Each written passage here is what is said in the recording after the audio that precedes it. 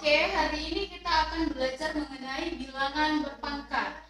Ya, bilangan berpangkat adalah suatu bilangan yang dikalikan dengan dirinya sendiri sebanyak pangkatnya. Ya, yang pertama ada jika A atau bilangan real. Jadi A ini termasuk bilangan real, mulai dari 1 sampai seterusnya. Dipangkatkan N atau bilangan positif. Jadi N ini harus berbentuk bilangan bulat positif, tidak boleh negatif.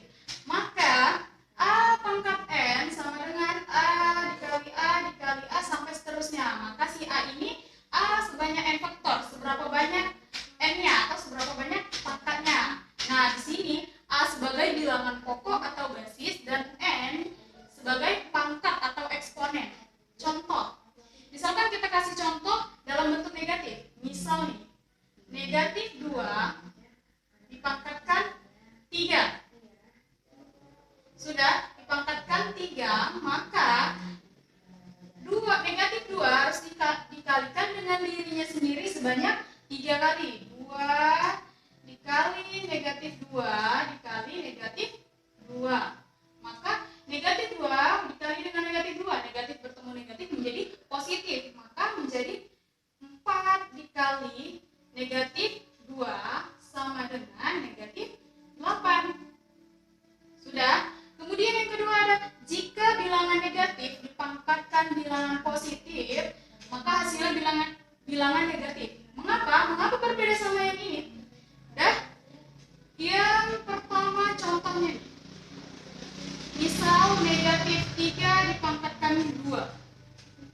Nah, ini kan yang ini negatif 2, dia di dalam kurung baru dipangkatkan, sedangkan ini tidak di dalam kurung. Berarti si negatif ini tidak ikut dipangkatkan. Yang hanya dipangkatkan hanya 3-nya. Menjadi gini, negatif dalam kurung nih dikalikan, negatif dikali 3 dikali 3 karena pangkat 2 sebanyak 2 kali saja, maka hasilnya negatif 9. Ya, begitu juga sebaliknya. Jika misalkan bilangan positif dipangkatkan bilangan positif juga, maka hasilnya bilangan positif.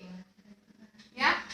Sekarang ada sifat-sifat bilangan berpangkat. Yang pertama ada A pangkat M dikali A pangkat N sama dengan A pangkat M tambah N. Nah, ini pangkatnya yang ditambahkan. Kenapa? Karena bilangan pokoknya sudah sama.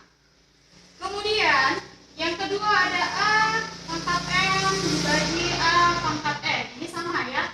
Cuma di sini hasilnya kalau dia dibagi pangkatnya dikurangkan. Ya. Nah, di sini A tidak boleh sama dengan 0. Ya, karena kalau misalkan ini 0, maka hasilnya tak tentu.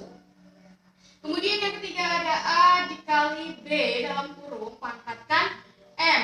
Maka hasilnya A pangkat M dikali B pangkat M. Sudah? Yang keempat ada A pangkat M dalam kurung dipangkatkan lagi dengan N. Maka di sini pangkatnya yang dikalikan.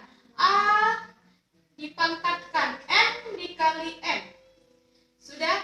Kemudian yang kelima ada A per B dalam kurung pangkat M. Ini sama ya? Ya, tetap. A pangkat M, maka B juga harus dipangkatkan M. Dengan syarat apa? B tidak boleh sama dengan 0.